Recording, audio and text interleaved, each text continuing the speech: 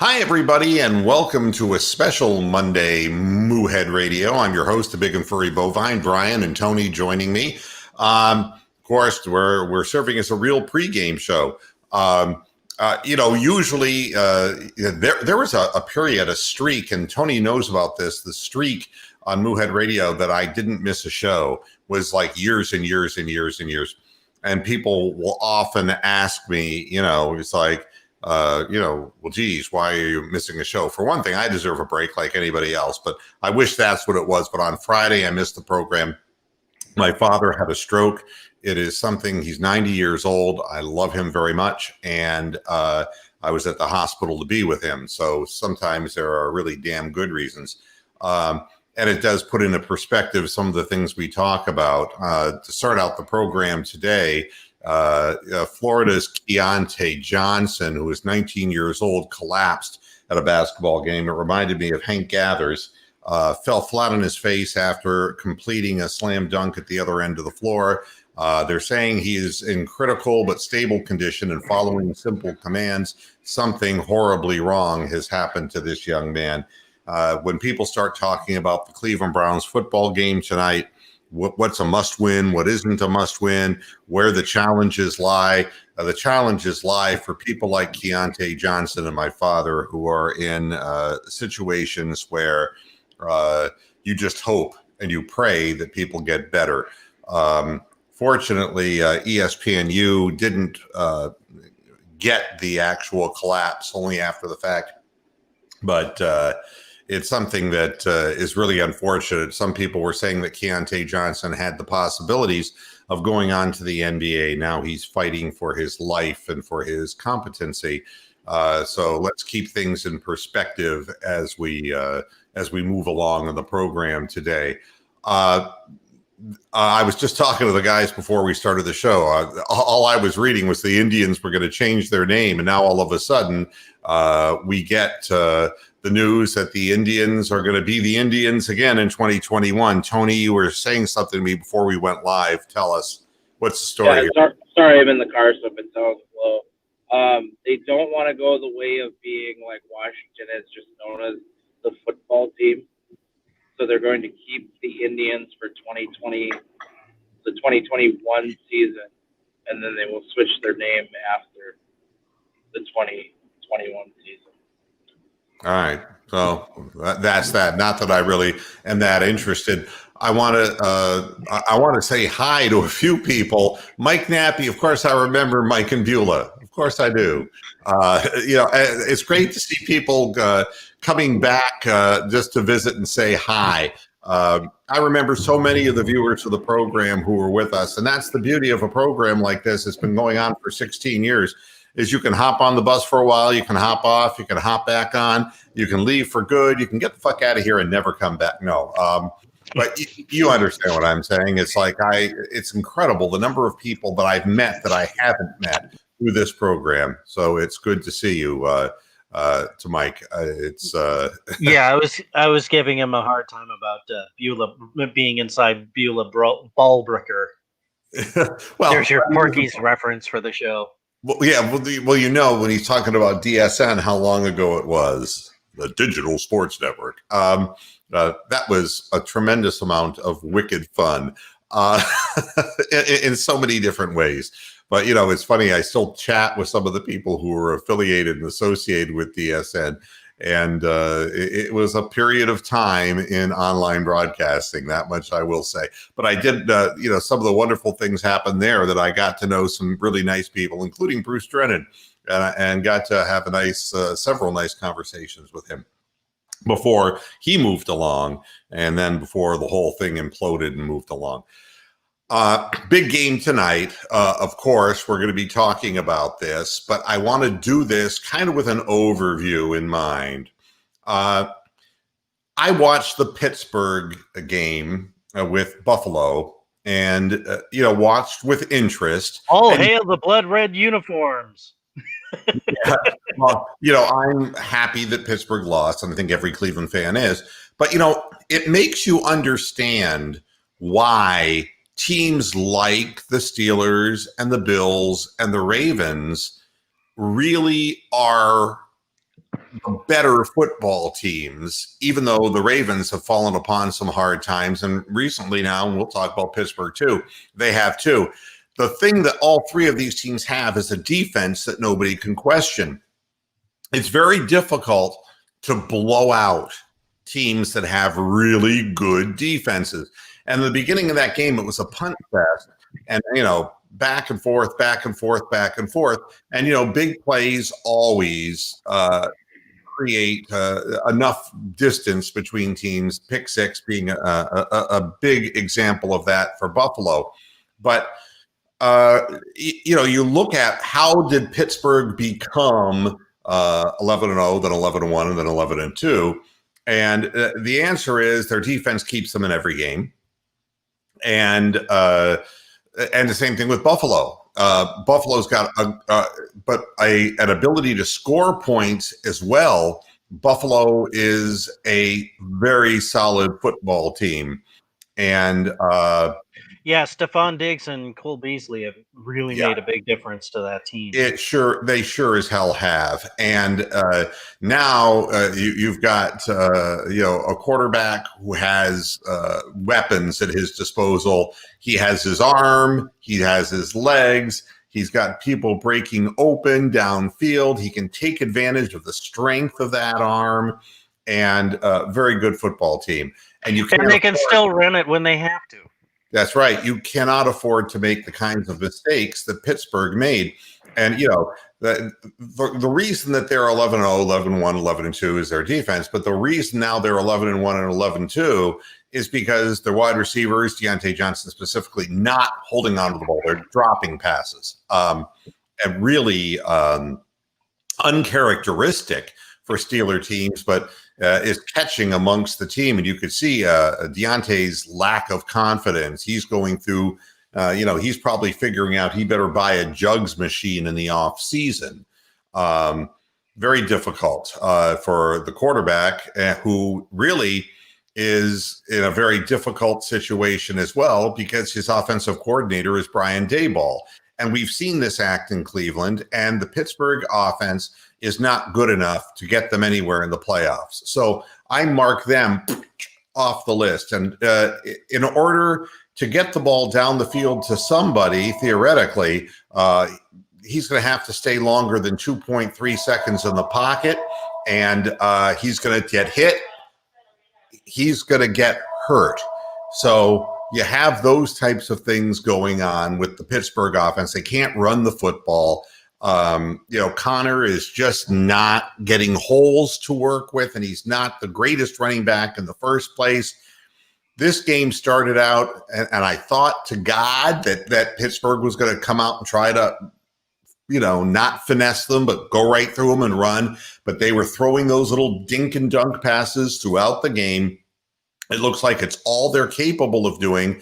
And Buffalo has good enough secondary that they were playing up on those receivers and still putting enough pass pressure to collapse the pocket on Roethlisberger, so he had nowhere to escape, had to let go of the passes, sometimes earlier than planned.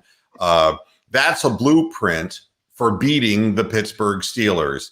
And the Steelers don't have enough offense because they will fall behind against the better football teams. So I've seen enough for the Steelers to know that they're not very good.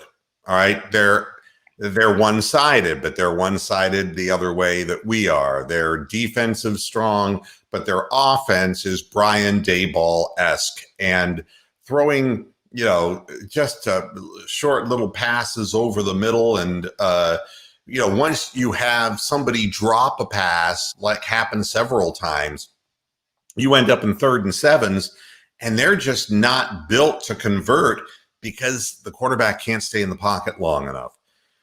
And I put the Ravens in the same category because they have a very good defense, but there are question marks now that are arising about the offense of the Ravens, and we're going to see that firsthand tonight.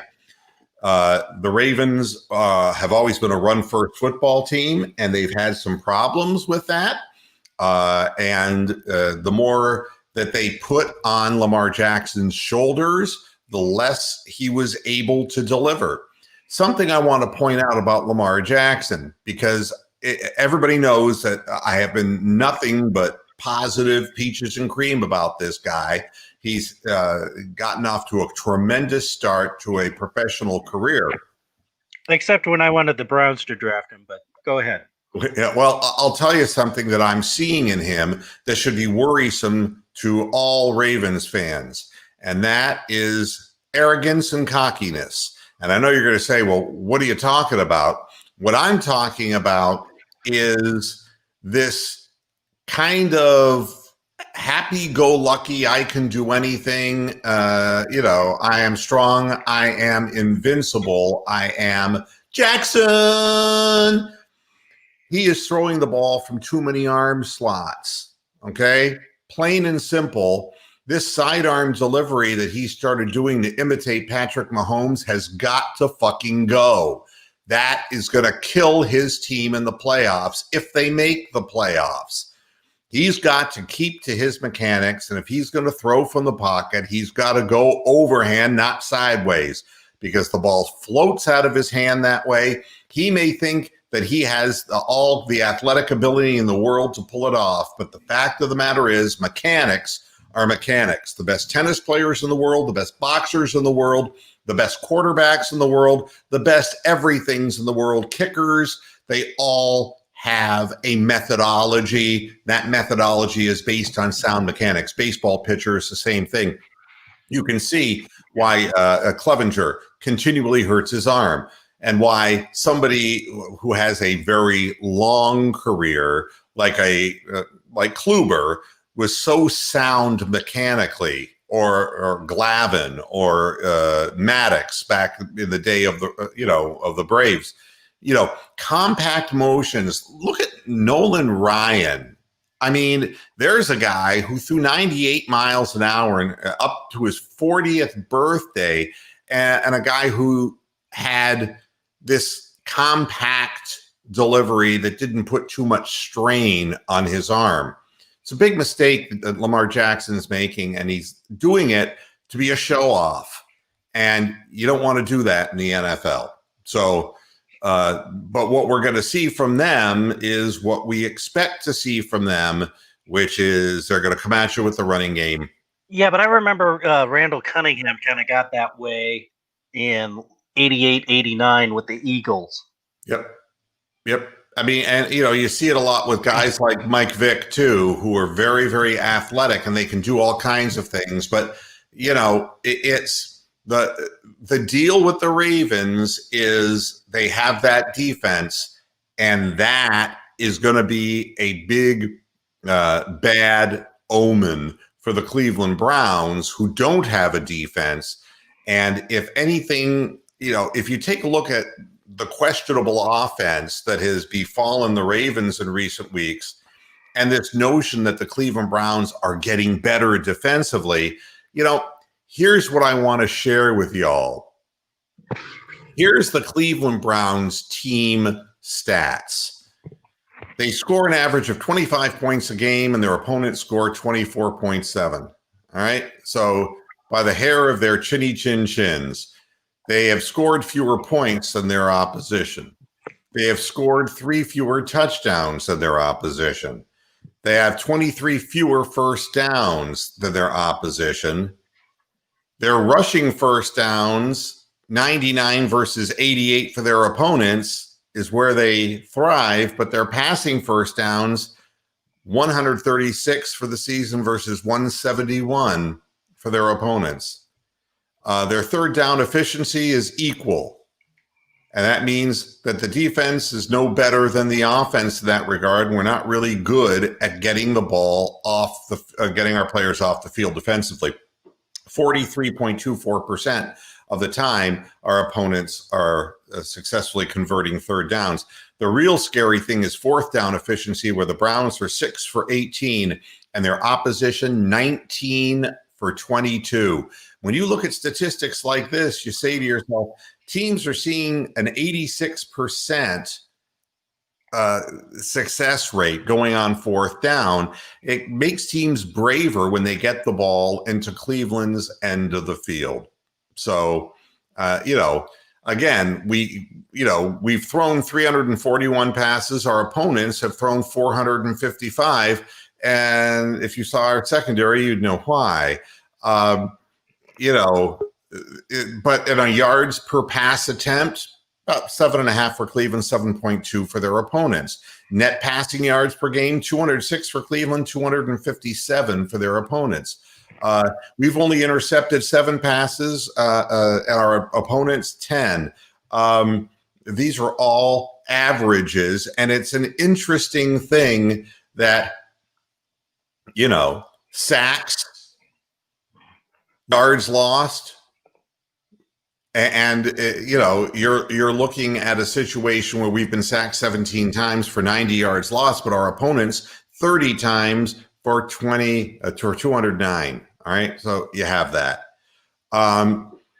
We run the ball much more often than our opponents, 388 times to 305, and we pass, and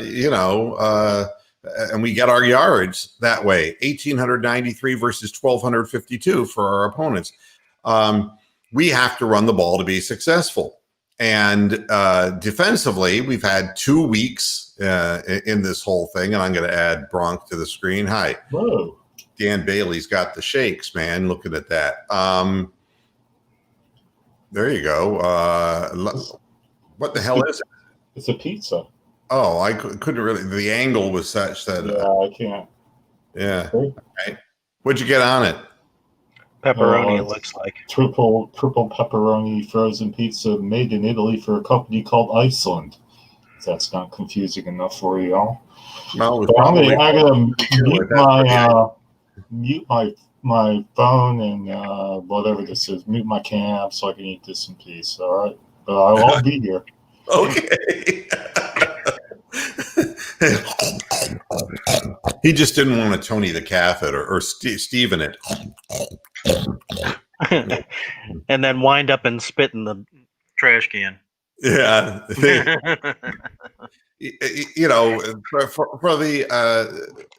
the Browns, the problem comes down to we have to score 30 points in these games, and we have to be incredibly efficient in the red zone because we're going to give up points. And this notion that we suddenly got better defensively, of course, is kind of aided and abetted by 2 horrible weather football games and a first half that was a tremendous last game. But to be honest with you, a second half that wasn't so amazing. The Browns keep giving up a good number of points. They average, like I said, giving up about 25 points a game. The Ravens can win on 25 points a game. The Browns really can't. Not really. We got blown out twice so badly that it's kind of skewed. The Browns need to score 30 points to beat people. All right. That is so far what all statistics show. And then the question is, can you contain the quarterback? And they're going to run that quarterback option until the Browns are black and blue. And the bottom line is you got to believe that the quarterback's going to keep the ball. And he does every time on 4th down when they go for it. Every single time. He just fakes the handoff and then he finds a little seam and he slips through it. Their offense has been predictable, throwing to the same people, and it's only 2 or 3 people. And the question is whether Lamar Jackson is going to find his balls again and his confidence. I don't want it to happen on the field against us. It's a matter of time until he does. He's been kind of in a funk. And, last week they got healthy with a running game, but, it's all who you're playing. And, it's, to me, I look at statistics and I say, I guess it's easy if you're playing a team like the New York Jets to look good in a certain facet of the game. It's, easy. If you're not doing so well, you can kind of feast on the weak. The question for both of these football teams now is who's ready to move on, who's ready for the playoffs, and the Ravens are playing for their lives. The Browns are playing for the playoffs, but the Ravens, if they lose and drop to 7-6, are pretty much dead meat. Pretty much dead meat. So, they're going to have a lot of reasons coming out and a lot of fire, because if they lose to the Browns, not only will it wipe them out for the season, and they're not going to make the playoffs, but then they have to acknowledge that they weren't even the best team or one of the two best teams in their division. And that's a big fall for an organization that felt going in they were just one step away from a Super Bowl. That's a fall from grace. So that's where we begin the thought process today. Brian, what do you think about what you're going to see tonight? What do you expect? I think the Ravens are going to come out and try to take away Chubb and Hunt early and often. And they're going to try to force Mayfield to beat them. Is this Cleveland's biggest regular season game since the franchise returned? I said my response was one of the biggest. Because I think the 0-2 season, that was for them to make the playoffs so soon after coming back, that was one of the biggest games. So right. And for me, it's a big game, but we had already etched losses to the Ravens and the Steelers and fairly well conceded that. And we looked at the Titans game as being a real barometer for this team. And so we passed that test. Now everybody's referring to Cleveland as the red hot Browns and this and that. And every game has been a struggle in its own kind of way. When we move ahead of a team, we let them get back close into a game, or we've won some games that we came back from behind, like the Colts game.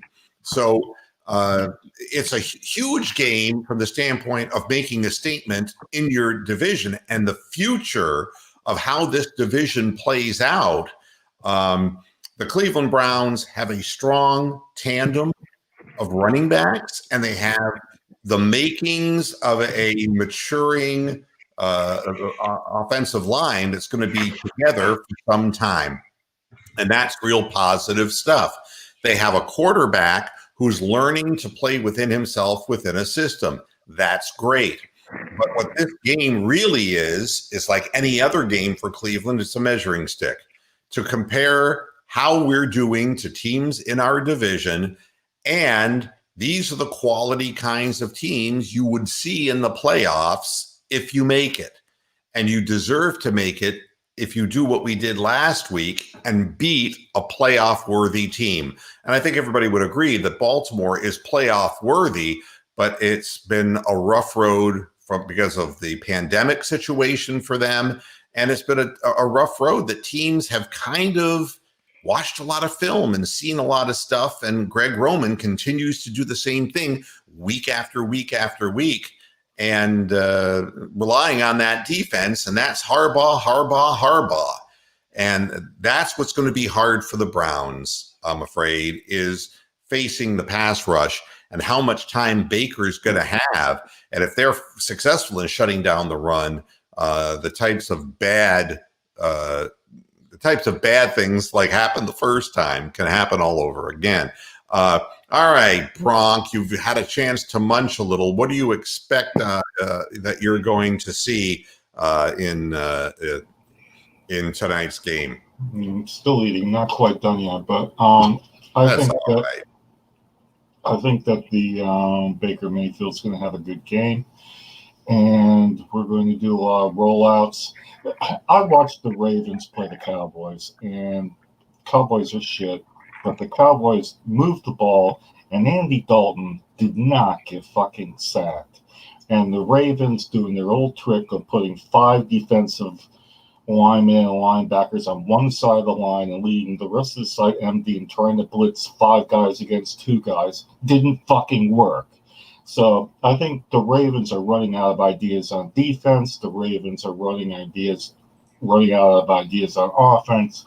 And it's just a matter of whether the weather's going to let us play and, whether we don't bottle it. I would like to see us get the ball first and drive down the field. If we win the toss and defer, I won't be happy, because I think what you need to do is put this fucking Ravens defense under pressure straight away and not. Well, the offense is what you're putting under pressure. If you can get ahead of them, and we've seen that in the past, and if you turn Lamar Jackson into a more one-dimensional quarterback, it creates problems. And I was seeing that D-Cup Toe Juice was saying that tight end passes. We don't have Austin Hooper playing. And that what's wrong with Hooper? He hurt his neck, and in practice, he just isn't ready to play. So that right off the bat affects us in a blocking sense. But from a receiving sense, it's just going to mean that Njoku, if you want more blocking, Carlson will come on the field. If you want a little bit more downfield action, Njoku can come in. What's going to be needed for blocking is Kareem Hunt's not going to miss blocks. Like he nearly got Baker killed last week on one of the plays. He kind of like shoved somebody and you ran right by him and you would blind. Can't do that in this league.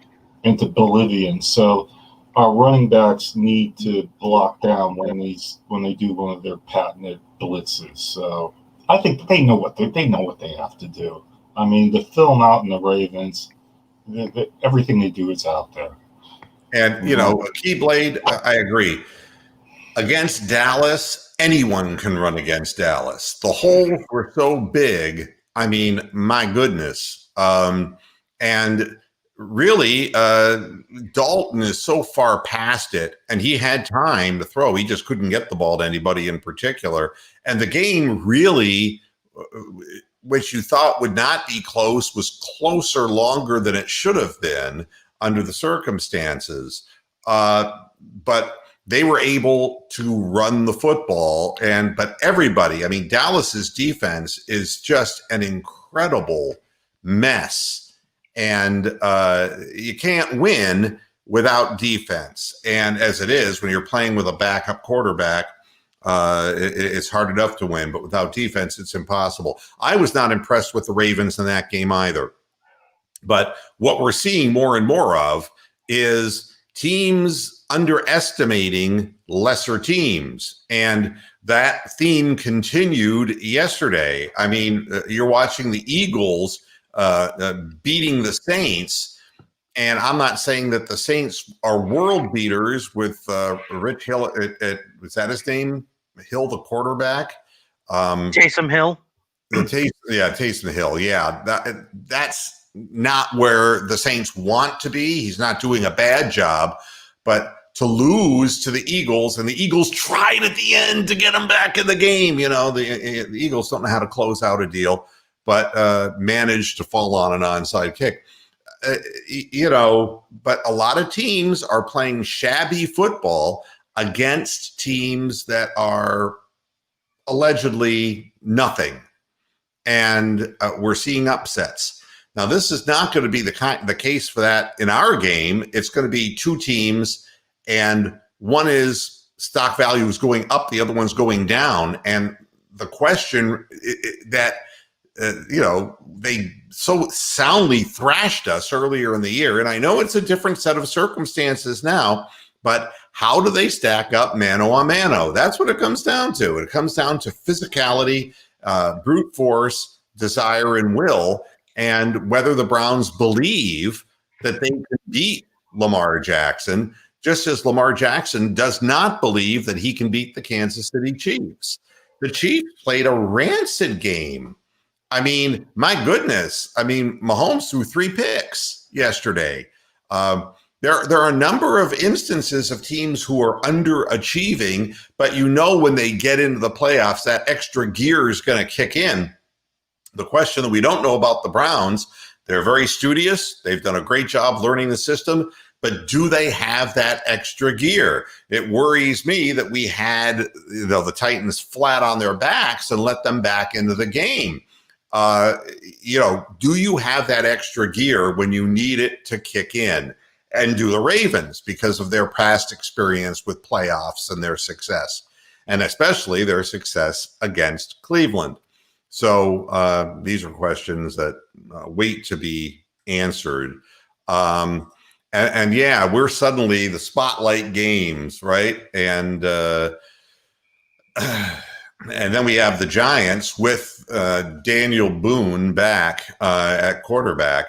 So we don't get Colt McCoy unless something happens to Daniel Jones, in his next game. One other thing I wanted to point out when we talk about teams with defenses, the Washington football team, as inept as they have been offensively, are winning football games now. Oh, God, they're great. The fucking defense is like maybe the best defense in the league. Like Ron Rivera was early on. You remember when he first was coaching the Panthers? This is exactly, he was a hard-nosed linebacker in his professional football career. Ron Rivera is a guy who was always further ahead on the defensive side of the ball than the offensive side. It's only in recent years when that he started going for it a lot on fourth down and kind of opening the playbook a little bit. But he's got that playing steady, solid defense. Yeah, the thing about Ron Rivera is you don't want to give him your money and have him go to the casino. So, yeah, I mean, you don't want to play Washington right now. And really, I think the Giants game is going to be a lot tougher than people think, but we're getting ahead of ourselves. That's exactly right. The teams in the NFC East are all starting to win now. But They're all looking better, although the Giants were crap yesterday. That was kind of a fucked up thing. But, winning is winning. And I'll say this, that a team that can hold somebody to 17 points a game like the Washington football team's doing has a chance to win every game they're in. And it may be frustrating to watch the ineptitude offensively, but it's very hard to score points on them. And that's the advantage that teams like the Steelers and the Ravens have. Unlike the Chiefs, who can run up a score, they're not ever going to give up the 30-point games. That's just not, if the Browns score 30 points against the Ravens are dead meat. I don't see the Browns scoring 30 points in the game. And, if you look at just the statistics of this, that's not a likelihood. No, but it can happen. Anything can happen. Yeah. We know that anything can happen, but like the statistics we're saying in this, if you look at the fact that we average 25 points a game, our opponents average 24.7, and then you look at the stats for the Ravens, they average scoring 26 points per game and give up 17.8. Predicated on just statistics and the fact that the schedules have not been radically different, ours, if anything, a little bit easier than the Ravens, then a 24-17 game is what the Ravens are looking to accomplish. All right, statistically, that's kind of how, without playing a game, which is foolish because, we play them. But that statistically says where the score might be in a football game like this. But if we score 30, they're not going to win. That's, Since the Monday night game, we need a OJ put that knife down introduction to it. Oh, God. Howard Cosell. OJ! Put that knife down. Yeah, that's the one guy when OJ the one guy you don't want in the booth with you. When OJ dies, man, Howard's going to be looking over his shoulder big time. And this is true. The tight ends, Carlson and Bryant, are going to get. Bryant's got to be really careful with the football, and Carlson's going to have to be a big moving van blocker. is what it comes down to. And Njoku, I don't think we can count on for a whole hell of a lot. But we can count on him to fucking injure himself leaping over some asshole. Yeah, Thinks he's doing the 3,000 meter steeplechase every fucking game, doesn't he? Weirdo. I think we're gonna win. And Greg is saying, is it fair to blame the loss to the Ravens? Well, sure. I mean, we were not ready to play these games, and we were not sound in the system, and we knew it was going to be tough. But we've taken care of business against who we were supposed to take care of business early on. And now we kind of had a breakthrough against the Titans where, most people were saying that we didn't have the chance to win that game. By the way, everybody wants to shit on the fucking win against the Colts. Oh, they're now tied with the Titans for the same fucking record. Yeah, absolutely. Well, the Browns is we've lost one game in September, one game in October, and our last loss was to the Raiders on the 1st of November. That's the last time we've lost. And every team is having clunker games. That's something too. But can we blame the loss to the Ravens? The size of the loss, you can never write that off. It was inexcusable. However, it's not like blaming the weather in the sense that the Ravens were in a continuous system that they had run, and we were without practice in a system we had never run. So I would go a little easier on the Browns, but when you lose 38-6 to somebody, you're looking to make amends to prove you're a better football team than that. We'll see how we stack up. Brian, you're saying that Smith went down. It was a calf injury. Is that correct? To Alex Smith? It was some kind of a muscle strain. All right. But yeah, it was on the surgically repaired leg, so that's why Haskins had to come in and relief pitch.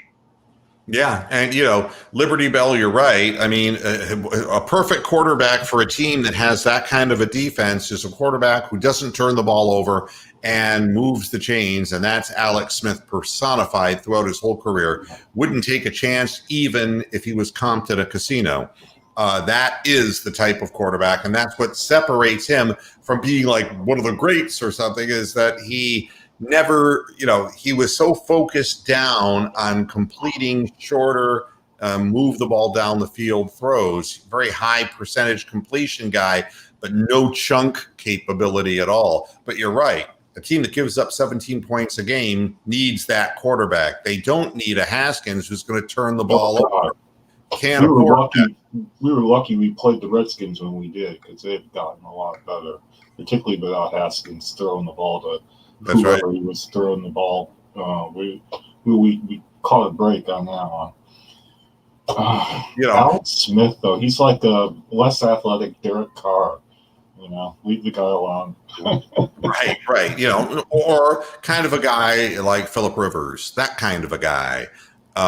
He's not going to whip your ass deep, but he's right on the money. Very accurate guy. He isn't going to turn the ball over. Hey, who's having a great year that no one talks about is Ryan Tannehill. Yeah. Oh, yeah. No one talks about him at all. He's having a great year. I mean, and they got back to their running ways, but they played nobody. You're playing Jacksonville, and they're not good. And Derrick Henry goes out and runs for 215 yards. So we know that our defense 35 points, baby. Yeah, but damn well that the Browns defense is better than Jacksonville's. But of course they got up early and stayed up the entire game, 40-3, for goodness sakes. You can't get pounded much worse than that. And yes, the Browns did punk the Ravens last year, and that's because we got up on top of them. Mm-hmm. We took them by surprise. They fell behind, and it was the same kind of thing. When the pressure gets turned over to their offense, it's a problem for Lamar Jackson. If Lamar Jackson can go out in the field and make a few great splash plays while his defense is keeping you close to the game, you're going to lose to them. And he gets loose, free, and easy, and then he can put up points. But in a game like where you're playing the Chiefs, where they just keep moving the ball constantly and scoring points, and it's like, okay, Lamar, it's your turn now. No, that's not the way they win, playing from behind. I wouldn't go so far to say that he lacks heart like Vince Young, but there's something not quite right about Lamar, which is what you were touching on earlier. That I don't think he's got a massive game leadership capability in him. Just don't. Yeah, Lamar Jackson. Yeah. Yeah, what I would say is that he's still physically gifted, remarkable athlete. He hasn't won a playoff game, and he's far enough into a system where teams recognize what that system is. Yeah. And can he make progression reads and go beyond the base playbook? So far, it hasn't seemed to have happened. So maybe let's not forget the Ravens have had all these COVID issues. Now, supposedly, if you've had COVID, like Tony the Calf, you are unwell for quite a period of time. Now, their lines have both been hurt, their offensive line and their defensive line, and it showed it during the Cowboys game and during when they played the Steelers before. So that's why I think we're hitting the Ravens at the right time. That's why I think we're going to win. The fact of the matter is, Rick, we have all the young dudes. Some of them can't play very well, but we do have that. All young dudes. Yeah. So we got the mods. Ian Hunter. We need to pick this game. By the way, some people are not watching because they're watching the Cleveland Cavaliers. We're going to talk about them in just a minute. But we always lead with the big story, which is the Cleveland Browns. We'll start with Dan Bailey's foot. God, what a disaster that was for the Vikings. And talk about Tony. Here comes Tony the Cavs. Oh, there he is. Bailey, man. Fucking Dan Bailey, Tony. What the fuck? Oh, goodness sakes. He's got the hippie shakes. Fuck. I didn't watch it. I refused to watch it. I knew they would lose anyways. Losing to Tom Brady, but what the fuck? You know what? I picked the Vikings in the pick, and that's why I knew they were going to lose yesterday. Yeah. So they always let me down. Never pick the Vikings. Yeah. All right. So now, seeing as how Tony's gotten back, and we'll go my screen right to left. Tony, what's going to happen? What's your prediction for the Browns and the Ravens? Game starts around 8:15 tonight. I'm going to predict the Browns are going to win in a close game. Bronk made a point about COVID and not being well, and you're right. You don't feel I've had it for now 11 days, and I still I sound a lot better than I have been, but I'm still not 100%. It zaps the fucking life out of you, and it's still gonna affect the Ravens, even though they're starting to get semi-healthy here. So, as long as the Browns can run the fucking ball, if they let the Ravens shut down Chubb and Hunt, then it's yeah. But I think it'll be 17-14 Browns. Wow. What do we know about the weather in Cleveland tonight? I know nothing about the weather. I haven't even looked. Somebody said it was windy, but well, let's take a look at the the weather. Maybe we'll because my weather gives maximum wind gusts. That's what it says. Chance of speed. Let's see. Cleveland, Ohio. Currently 35 degrees, a 5% chance of precipitation through 7 p.m. They're talking about really overnight a 32 degrees, so it'll hit the freezing mark. The current situation, wind 18 miles an hour. That is a factor. Gusts up to 32. from what I'm seeing. I mean, and this would be an absolute problem. I don't. To put it in perspective, it's 35, but the wind chill makes it feel like it's 24. This is going to be another one of these games, that will keep the score artificially low. So you're saying 17-14 Browns, Tony, and Correct. Bronk? Browns 33, Ravens 19. For all the reasons that I've said. Okay. Chad Brian? says it's colder along the lakefront too, by the way. Oh yeah, it's fucking. If you ever sat in the old stadium when that wind was fucking coming right through the open end, right off the lake, you froze your fucking bollocks off. And it was cold. Brian? I'm gonna have the Browns 23-19. Oh. So we agree Right. on the Ravens score there, 19-19. And I guess that leaves it in my corner. I think the Ravens are going to score some field goals, but not get a lot of touchdowns. Because Lamar's not that accurate. And his receivers are hurt or fucked up or COVID or they're not going to have a good game. And I'm saying the Ravens will win 20-17. I would have liked to have seen a more playable weather forecast for the because the way you beat a team like this is to put up a lot of points. If you have 30-degree gusts of wind and a wind chill factor that's going down to 24 degrees, and even down probably by the time that game is well into 20 degrees on the lakefront, that's going to lend itself to a lower scoring game. And that's exactly what Harbaugh likes. And the Browns defense is not built to win that way, at least not yet. So 20-17 Ravens in my mind. I hope that we can come through and get this done. And there's no denigration here. The fact is, if you play this team in favorable weather conditions for them, if you play them close, that's so much better than what you did earlier in the year when you could have made such a better accounting of yourself. So, and again, this doesn't knock us out of the playoffs. It would be a great win. But what it will do is expose a national audience, good, bad, or indifferent, to the Cleveland Browns, and that will get the talking heads talking, and this whole thing will start all over again. If we don't win the football game, it'll be, Baker can't win the big one, even though it's Lamar Jackson who hasn't won a single playoff game related. Now, who has the bigger one, Lamar or Baker? I have no idea. Yeah, at this point, both young men have not accomplished anything near the goal that any quarterback who plays for any tenure of time in the NFL wants, and that's to go deep into the playoffs and have a chance to play in the Super Bowl and to win it. Before we get out of here, I wanted to point out,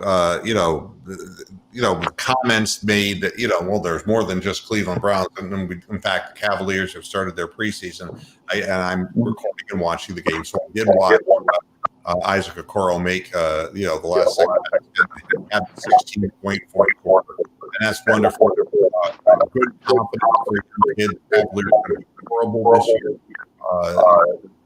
Whittler, I think you're causing the feedback. Might be my phone. Yeah. The problem with the Cavaliers, a guy like Dylan Windler that everybody was looking forward to seeing, he's definitely a guy who has to stand behind the 3-point line and basically shoot. And he's reliant solely on the drive and kick. He's Kyle Korver, but without the shot yet. Austin Carr was saying, he's, constant motion. He's running around all over the place all the time. So is a chicken with its head cut off. I mean, the idea is motion is great. Conditioning is great, but motion with purpose. And, we're going to have to see how he adjusts to playing at the speed of the NBA. Darius Garland's body looks great. He looks like he's really worked on getting himself into much better condition than he was last year. We haven't had a Colin Sexton sighting yet because he has an ankle tweak. But we know that once he gets in the game, he'll try to take every shot on the floor.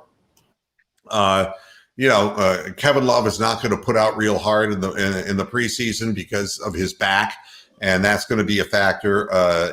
We have our center back, and to tell you the truth, when Bickerstaff is considering playing a big lineup in the fast, speedy NBA, it's telling you that the Cavaliers are not going to outscore a hell of a lot of people in an up and down kind of game.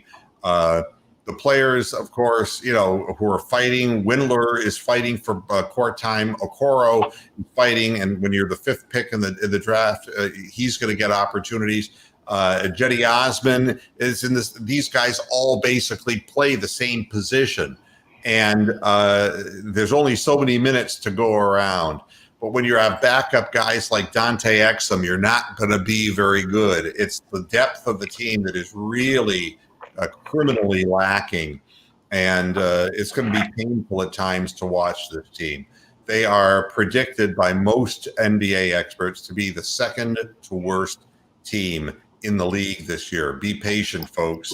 It could be a little bit of a tough ride, but I did want to go through a program without mentioning the fact I am recording their game right now.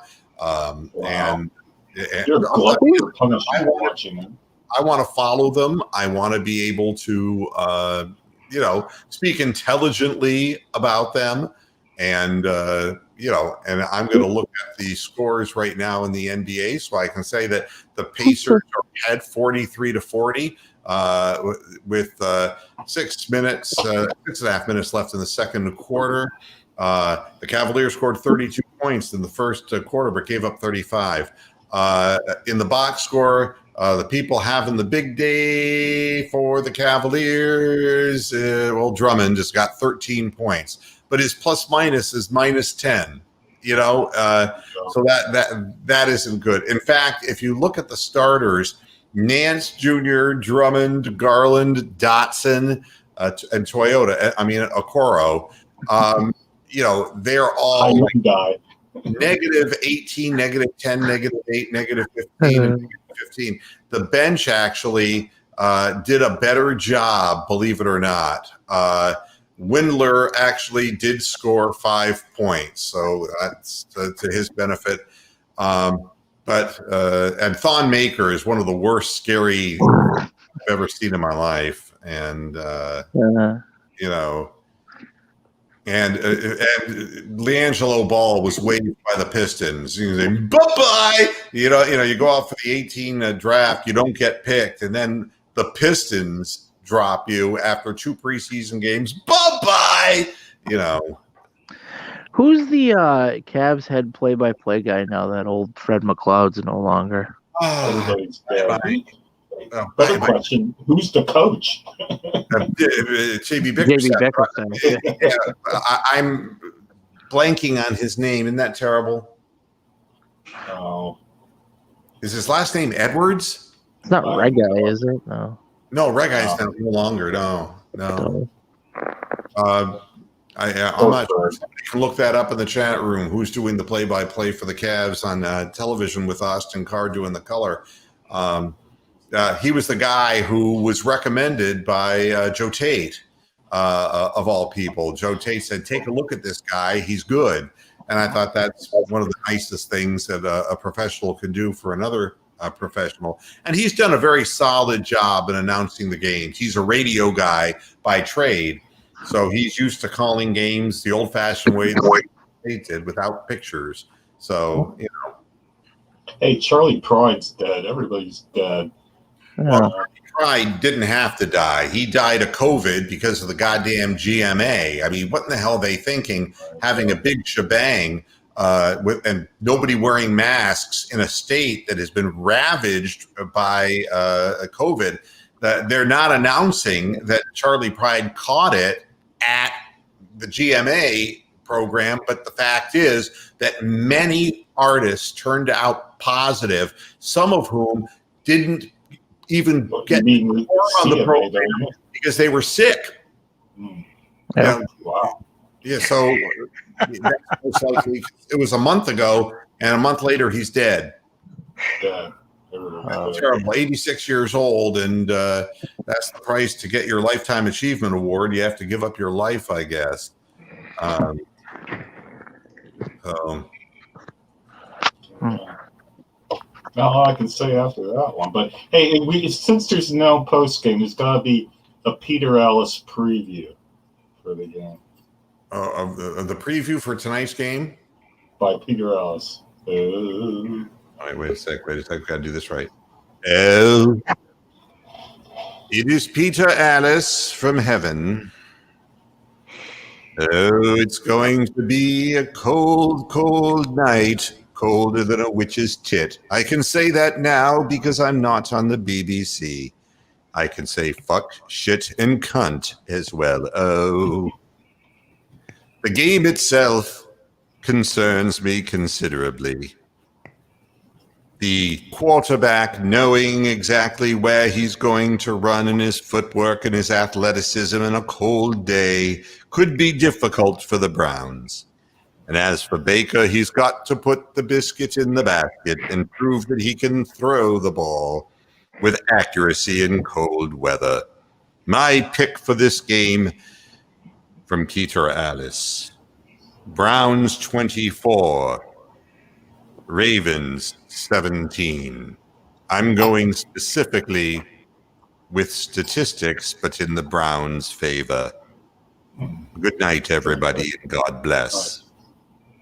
No, you couldn't ask for more from Peter Ellis, now, could you? Straight down the fairway, that was. Yep. It went straight down the middle. Yeah. No more Bing Crosby, I promise. Silver bells. I lied. Silver bells. It's Christmas time in the city. Wait till I beat my son tonight. Bing Crosby, ladies and gentlemen. Child Peter Bing. Not to be confused with Bill Cosby or Bob Crosby. Yeah, Bill Cosby. Yeah, that would be like, yeah. Hey, just take this drink. It's a runaway train now. So everybody, enjoy the game tonight. I'm gonna be laying in my bed because my back is a mother tonight. You know, Bronk, how long do I have to put up with this pain? Oh no, man! How long do you want to live? Yeah, I was gonna say, how long do you plan on staying? Damn! I'm playing. Hey, I'm no voice of hope. Only about the Browns winning, about fucking nerve pain. If you've got like a vertebrae grabbing into your spinal cord, that sucks, man. I can honestly say. Join in here, Jean-Claude Van Damme, Mr. Boued. And that's exactly it. I mean, it's like, wow. So I'm going to be laying in bed watching the game. So that way I won't get too agitated or excited. And I'm going to strap myself into the bed so I can't move very much either. So I can. So what I'll be doing is I'll be watching the game and recreating one of the scenes from the movie Francis, which will be really exciting. I think Rox is hoping to recreate one of the scenes from the movie Misery. Misery, exactly. Catherine Bates I'll never play tennis again. Oh my God! All right, so everybody enjoy the game. Browns win. I will be back at halftime, but no post-game show tonight because I can't stay up that late. You can see I need my beauty sleep. I'm not getting enough of it, but I will be there at halftime tonight, and we'll see where the game's going. Thanks, everybody, for tuning in. Kickoff? Is it like bang on 8:15 USA time? Yep, is the what they're saying is the official kickoff time. The broadcast begins at 8:00 on ESPN. So everybody have a good night. Have fun watching. See you at the half. And until then, hasta la vista, Pasture Heads. Go Browns!